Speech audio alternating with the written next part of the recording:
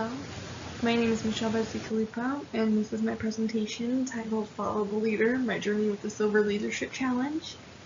I, along with my coach, George Vinson, accomplished the Silver Leadership Challenge together. For my first slide, I'm going to talk to you about my goals. So when I first signed up for this challenge, I knew there were two goals that I immediately wanted to tackle. So those two goals were going to be saying no and being able to be a leader through my anxiety. I, along with many other people, have trouble saying no to others. I always feel the need to say yes to everything that comes to me, no matter what's on my plate, whether it be through school or clubs or work. I always say yes. I can never say no for some reason.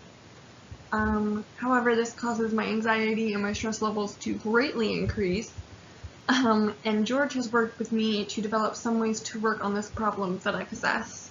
I don't know if it'll ever fully be resolved, but I continue to work on it every single day of my life, and it has gotten better to some points, but like I said, I'm not sure if it'll ever be fully fixed. I think it's just my personality. And as for anxiety, I have had it for as long as I can remember. I moved when I was in 4th grade, and I remember it was just always there from when I was younger, and I think it's always going to be there as well.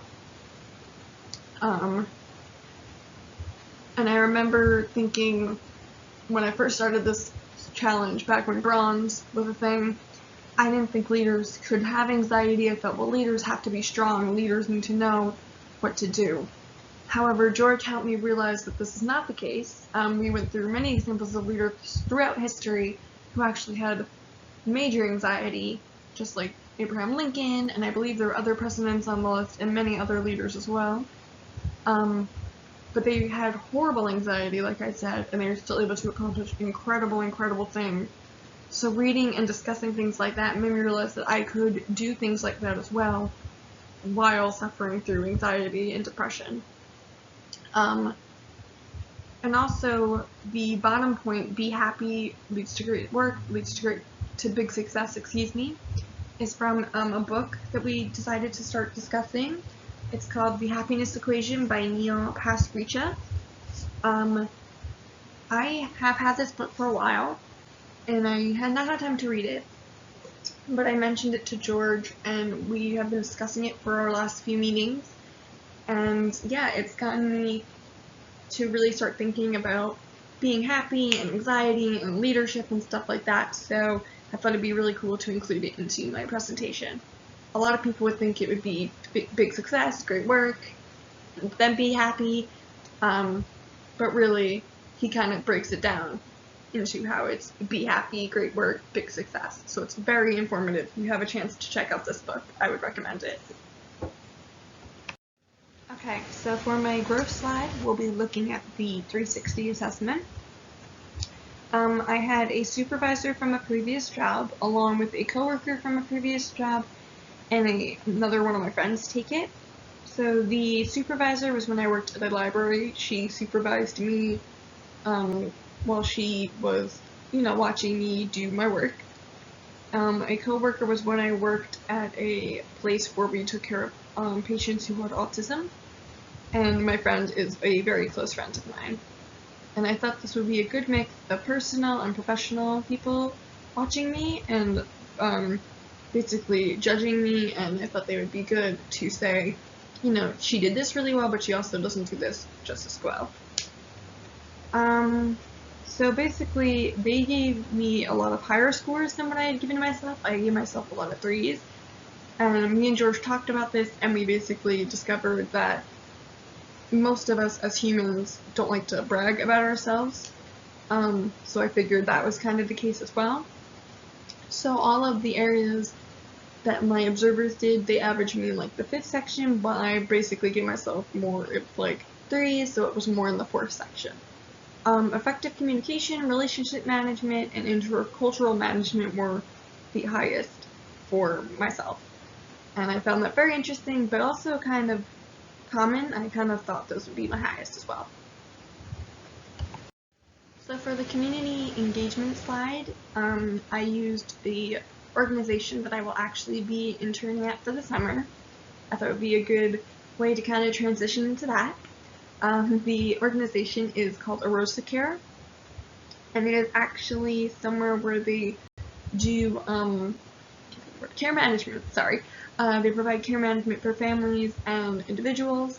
So basically, they will find a family member who needs a service, and they will find them that service. If they need legal help, or if they need somewhere for the family member to stay, they will find them a place where they can turn to. So they will not do the service for the family member, but they will find them somewhere where they can do that service for them. And I would like to do this for my career, just more of the geriatric side. So I thought this would be a perfect place for me to look at, and a perfect place for me to intern at as well. So their strengths would be that they're the nation's largest integrated provider of care management and home care services in the U.S. So basically, they are now considered a senior care super group because they have taken a bunch of different organizations, some smaller, some bigger, and combined them to make this one big group. So now they have all these different things under their belt that they can do, and they're one big group. Their weaknesses are the main organization needs to decide what they want to include from each of the organizations, but that means they could be getting rid of certain things that others may have liked or enjoyed. So basically, they could be keeping certain things that some people enjoyed, but they could be getting rid of other things that the organizations had before that other families could have enjoyed beforehand. So that could cause trouble. Like a family could come in and say, oh, I really liked how this organization did this, but Arosa could say, unfortunately, we don't have the funding anymore to keep that, which could lead a family member to turn away because they didn't have that anymore. It could also mean something like, now that all these organizations have come together, they need to find a way to really make it flow and make it fit perfectly. So unfortunately, that's going to also take some time. It could also include that, family members might come and think, oh, they might search it on the web and see like the organization doesn't necessarily exist anymore. They might not realize that Arosa Cares is this whole big thing, so they might not be aware of that. So it kind of has its negatives and positives. The opportunities, though, are the ability to help more individuals and their families as more organizations with more specialties are going to be involved. I think this is a huge thing, because with all of these organizations coming together, you're getting more people to come together, more jobs becoming available, more specialties going into it. That means more people are coming into it, so that means more people can get help, more services can become engaged with the group. I think that's huge. More people can get help. Incredible. However, there are some threats. One threat is rising costs of care options, as they are now one of the biggest for care management, so they are aware of patients' families who will be willing to pay for it as it is needed, which means competition. I'm not saying that they will do it, but unfortunately, it is supply and demand.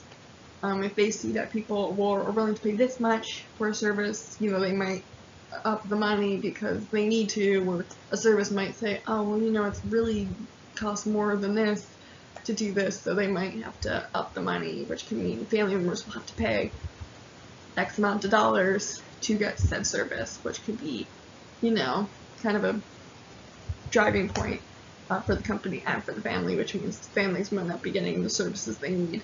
But thankfully, Arosa Care has special ways that they can help people pay. They have grants and all kinds of things. So, like I said, it's negatives, positives. You kind of gotta figure it out. And as for what this means, I said having this information can help an organization. It can help them positively impact themselves in the future because they can see what they need to continue doing and what they need to stop doing. They can predict what's coming as well by looking at the opportunities and threats of the graph. And it is important to look at this analysis because they can see what's coming out of it, and they can also see, where they need to keep going and where they need to stop, what they need to not do anymore.